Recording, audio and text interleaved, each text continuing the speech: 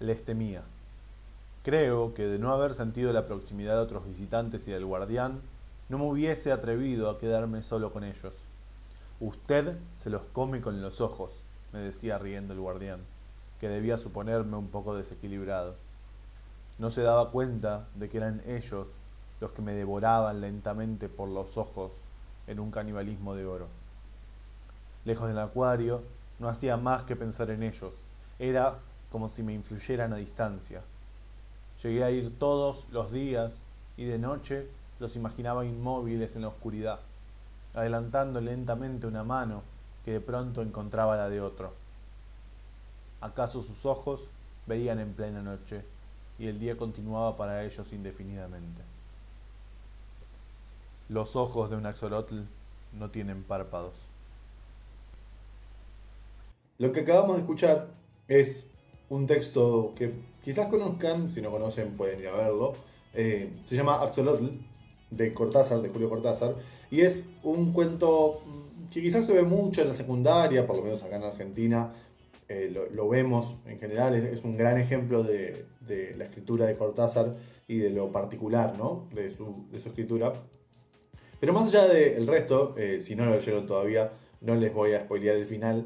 Pero sí me parecía interesante traerlo para abrir este video y para pensar cómo este texto, que está a la mitad del cuento, es quizás fundante para lo que viene después. Y esto nos trae al tema de este video, que seguramente ya vieron en el título y en la introducción, que es ¿qué preguntas nos guían para escribir un texto? ¿Sí? ¿Qué preguntas nos pueden ayudar a seguir un texto cuando nos trabamos y no sabemos cómo seguirlo? Nos ha pasado muchas veces a todos los que escribimos cuentos y suele pasarnos especialmente cuando es un texto que nos gusta, ¿no? Porque venimos con un texto que nos gusta y quizás llegamos a un momento en el cual decimos, bueno, pero quiero seguirlo, pero ¿cómo? ¿Qué puede pasar acá? No estoy muy seguro qué pasa. Bien, Cortázar en este caso escribe Axolotl y este es el punto intermedio justo antes de que suceda lo más importante del cuento. Ahora sí, si quieren vayan a verlo, a leerlo y después pueden seguir. Si no, se van a comer un poquito, un spoiler chiquito, que es cuando se convierte finalmente en Axolotl el personaje. Bien, entonces, ¿qué pasa cuando nos trabamos? ¿Sí? Eso es muy importante. Primero que nada, algo que es básico. No necesariamente los textos tienen que ser largos, ¿sí? No hace falta que los cuentos sean largos. Por alguna razón tenemos esta idea muy decimonónica en algún caso y muchas veces sentimos que, pero este cuento no es lo suficientemente largo, entonces no es un cuento. Bueno, sí, es un cuento. Y sí funciona en tanto y en cuanto nos sirve para poder contar una narrativa que a nosotros nos gusta, nos interesa escribir, ¿sí? Desde el deseo de la escritura nos interesa que eso esté escrito, ¿bien? Entonces, no es este video para un video para cómo seguir cuando quiero alargar un texto, ¿sí? Si el texto que está bien como está, no hace falta nada más. Pero a veces uno pasa, y acá vuelvo a esto, con los cuentos que a uno le gustan, que a uno le encantan, o que le gusta mucho cómo están escritos, o le gusta mucho la idea quizás en la cual se basó, que uno tiene ganas de seguir o de explorar alguna otra parte de ese cuento, y muchas veces no sabe cómo. ¿Sí? En este caso es que nos van a servir estas preguntas que vamos a ir planteando. ¿Sí? Hay una cuestión fundamental que se plantea en muchas manuales de escritura que a veces no dan todas las claves que sería interesante que dieran o no funcionan tan holísticamente en cuanto a los textos, ¿no? A veces los manuales de escritura son muy exitistas, buscan el cuento que la pegó, solo vemos a bestsellers. A nosotros no nos interesa tanto eso, nos interesa que uno pueda buscar la escritura propia, pero es un consejo que se da mucho, ¿sí? En ciertos manuales de escritura, que es el hecho de no escribir un texto que se base en él y después, ¿sí? Si un texto es pasó esto, y después pasó esto, y después pasó esto, y después pasó esto, ¿sí? Como una sucesión de eventos, la narrativa del texto se estira y la idea se deforma un poco, ¿sí? Entonces, no nos interesa basarnos quizás tanto en el pasó esto y después pasó esta otra cosa, porque eso sería como lo más básico, ¿no? No habría nada que decir acá si yo solo le dijera, bueno, escriba lo que pasa después. Eso ya pasó por sus cabezas y no funcionó. Lo que yo les vengo a proponer es algo que a esto iba, ¿no? Mucho en los manuales de escritura, está muy basado en los manuales cuando se habla del cine, etcétera, que en vez de ir por el lado del y después, ir por el lado del y entonces, ¿sí? Que no quiere decir entonces como nosotros lo usamos mucho en el español rioplatense, que quiere decir, bueno, pasó esto y entonces pasó esto y entonces pasó esto, como el y después, digamos, no es otro y después, sino basarnos fundamentalmente en la idea de causa y efecto, ¿sí?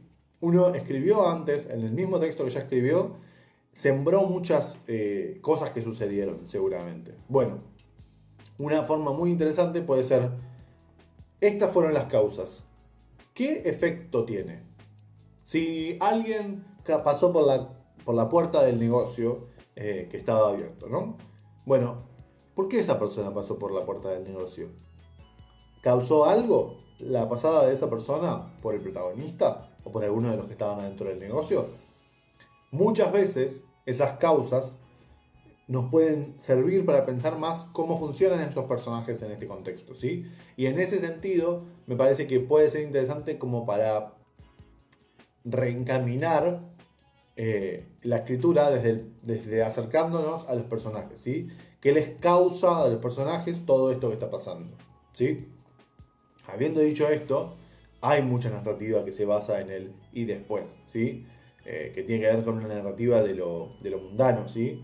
Porque en la vida cotidiana no siempre lo que pasa causa efectos. A veces solo uno va caminando por la calle y ve un choque y, no sé, alguien sale corriendo y eso no causa nada en el personaje, ¿no? O en uno en particular.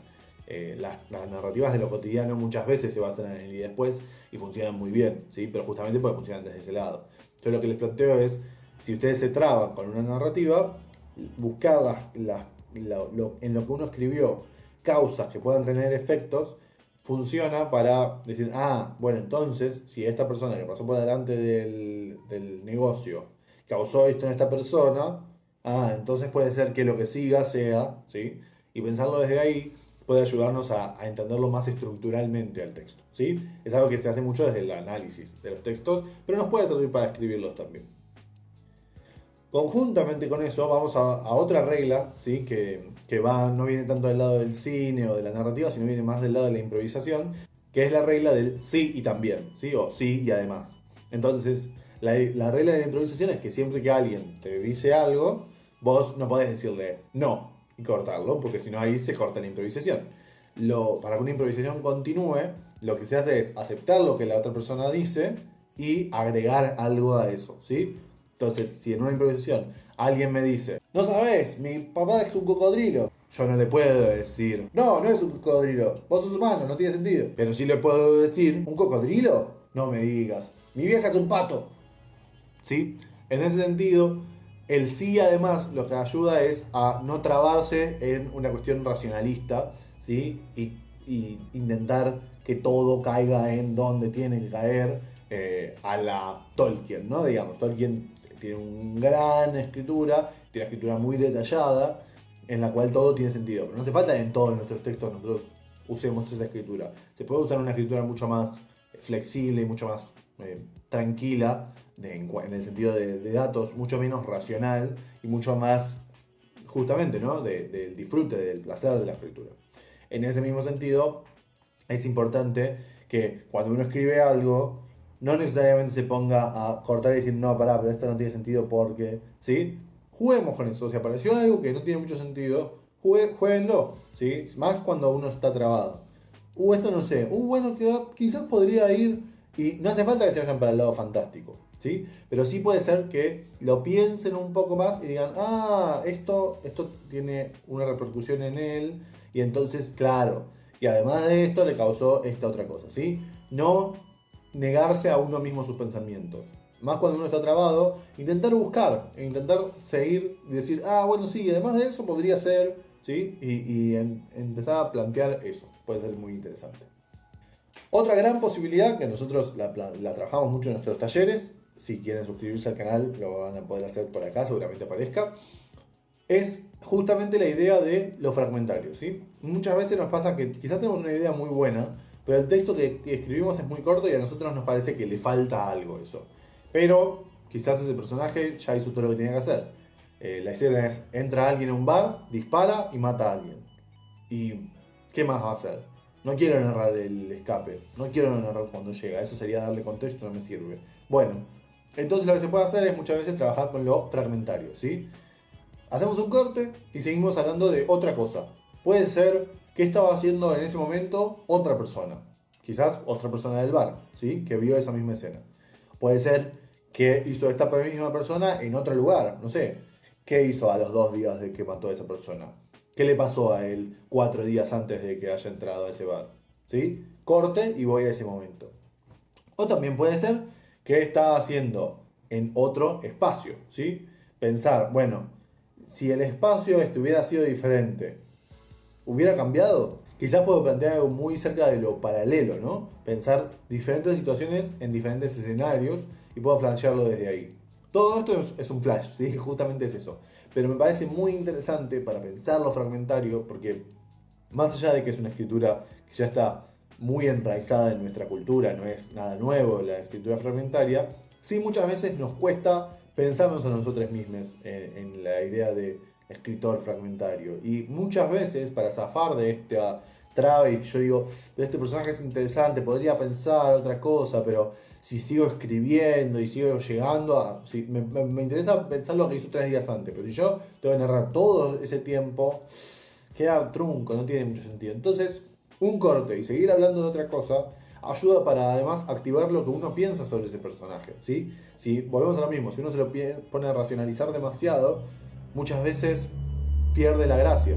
En este mismo sentido, tanto lo fragmentario como lo que vimos anteriormente, piensen mucho en esto de el personaje como alguien que reacciona al mundo, ¿sí? Sucede algo, bueno, ¿cómo reacciona este personaje? No hace falta que ustedes narren toda la situación, pero puede ser algo muy psíquico de un momento. Pasa algo, ¿cómo reacciona? ¿Qué es lo que está pensando esa persona en ese momento? ¿Puede ser fragmentario? Puede ser. Puede no serlo. Pueden de repente poner un párrafo de todo lo que pensó en ese momento, ¿sí? Muy similar a Saer, quizás, a Juan José Saer. Entonces, piensen esto, cómo reaccionan los personajes a lo que sucede. Muchas veces eso les va a dar la pista para después seguir escribiendo por ese mismo lado. Y finalmente, algo que ya dijimos muchas veces, pero siempre está bueno recalcar, si lo que a ustedes les falta es un final, ciérrenlo del texto, hagan un final, así nomás, aunque no sea lo que a ustedes les gusta, no importa. Así ustedes ya lo consideran como un texto escrito. Después pueden volver y pueden hacer todas las modificaciones que sean necesarias. Pero no lo dejen así suelto, porque a veces eso termina como uno diciendo, bueno, pero nunca terminé ese texto. Termínenlo y después modifican el final, es lo de menos. Bien, muchas gracias por haber escuchado hoy, por haber estado acá en este taller de cuentos número 13. Les invito a que se suscriban al canal, a que nos sigan en Instagram. La verdad es que disfrutamos mucho de dar clases y creo que quienes vienen al taller lo disfrutan mucho. Así que nada más que decirles que eso. Pueden ver acá otros videos del taller de poesía y del taller de cuento. Y nos vemos la próxima vez. Un abrazo.